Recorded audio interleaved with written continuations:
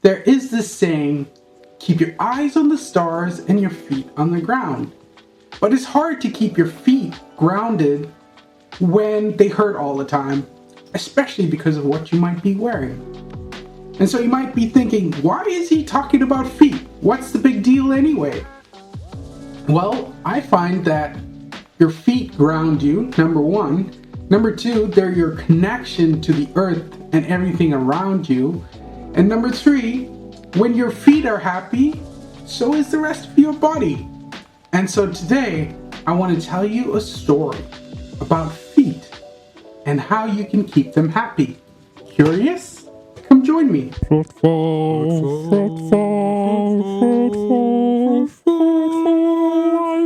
Can we start already? Hey fam, welcome back to The Fruitful Life, where I hope to encourage and inspire you on living a creative, purpose-driven life. My name is Ashwin Chako, and today we're talking about the story of happy feet. So when I was a little kid growing up in India, I would have played barefoot most of the time, running around everywhere barefoot because that was what was most comfortable.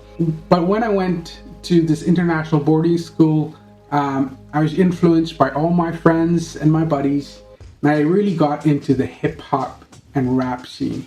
And I was enamored by the fashion and the style of the time. More than the fashion and the style, I was enamored by the sneakers, those fresh kicks. And so I started, trying to get lots of different sneakers. I couldn't afford many, but the times that I did save up and get some, there was one huge, major problem. And that was my feet were too wide. Most often than not, those shoes squished my feet and my toes. But being a young, resilient teenager, I'd squish my feet in and go along with it because, you can face a little bit of discomfort when you're at that age. So high school rolls around and I'm playing in most of the sports teams. I'm playing soccer, I'm playing basketball, I'm playing hockey, I'm on the track team. And this huge amount of activity causes a pressure point on my foot. And that pressure point causes a very painful thing called a corn. Anyway, so I go to the doctor, get surgery, get it taken out. I was like, grand, it's all done, and I go straight back into sports and all the active stuff I do. But I think it was less than 6 months later, I was back at the hospital for a corn in the exact same spot. And that's when the doctor told me, your shoes are too tight. You need to get rid of them. So since that day, I have been on a mission to find the perfect set of shoes for my feet. Over the many years of exploration, I've tried like super cushion shoes, I've tried big chunky boots, I've tried a variety of shoes until I came to Vans, and Vans sort of had the broadest toe box, as it were. And so for the most part, they're my go-to sneakers. They're the most comfortable off the set. Until I came across this thing called barefoot shoes. And I know what you're thinking. Barefoot shoes? That's an oxymoron, right? And I mean, what's the big deal with them anyway?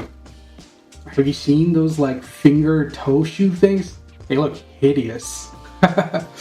But it's a thing. It's a legit thing. So this barefoot shoe movement started actually as a running movement when this ultra marathon runner called Chris McDougall wrote a book called Born to Run. And basically he had been running marathons for years and was really sick of getting injured most of the time when he ran. Until he came across this tribe that was hidden in Mexico that lived in the Cooper Canyon called the Tarahumara tribe. And I'm probably butchering the name, so I'll put a link to the name as it were. Anyway, he discovered this tribe. They were competing in some of the marathon races, and it was quite a secluded tribe, so they still live like they did hundreds and hundreds of years ago. And so this tribe mainly ran barefoot or with the most minimal shoe So it was just like a piece of rubber kind of tied onto their feet. And they could run hundreds of miles at really high speeds without getting any injuries. And this took Chris down this journey of like conversing with him and studying with him. He found that the shoe industry has produced shoes that are way too cushioned, and that cushion has one major problem. In most shoes, the cushion raises our heels above our toes, and that causes our calves to tighten. And because our calves are tightened all the time, they're getting overworked. Our knees then get affected as well. And the worst of all is that the arches of our feet, because they're super supported, they have muscle atrophy, or the muscles get weakened. Think of it kind of like you've broken your arm and you've got a cast on. When you take the cast off, your arm is all skinny because you haven't really used that arm because it's been supported by this cast the whole time. And the same thing happens with your foot. When you're wearing hugely orthopedic shoes, your arch is so supported that the main key muscles that are there then start to become lethargic and they don't really do their job. And that's pretty much how flat feet came around. But I'm not a scientist, so I'm gonna link a bunch of videos where you can watch the scientists talk about the science of it. Basically, to sum up, barefoot shoes are much more beneficial to us because they use a zero drop format, so it's a completely flat midsole. Your heel and your toes are on the same plane. Number two, they have a much broader toe box so that they can accommodate broader feet, but also specifically because our toes play a vital role in balance. And so being able to splay your toes when you're moving allows for better balance. And number three, it's the flexibility of the shoe. So when you're wearing thick, chunky cushion shoes, you can't really feel the ground. And so your foot just smashes down onto the hard surface. Whereas if you're wearing thinner, more flexible shoes, your foot flexes with the ground, and that gives you the most comfort in the long run. Obviously, the first time you do it, you might hurt yourself because you're not used to it, but over time, you get used to the motion and the flex of your feet, just like when you're walking around barefoot. And so, after much research and much time, I finally found two shoes that I think look good, but also serve the purpose of having the most comfortable feet. Before I review the shoes, I just want to be very clear that I have not been paid by any of these companies to do that. And number two, I bought these shoes with my own hard-earned money. So let's start with the Xero Melbourne Chelsea boot. So starting with the upper, it's made of a full grain supple leather. It's fairly thick, and so when you first get it, I had about a 2 to 3 week break-in period. It was especially stiff up here where your ankle goes, but after the 3 weeks, they're super comfortable. They kind of fit to my foot. Number two is, like how lightweight they are for a boot.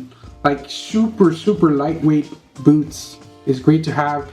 It's got a 6mm sole, and the great thing with the Xero shoes are they have a guarantee on their sole.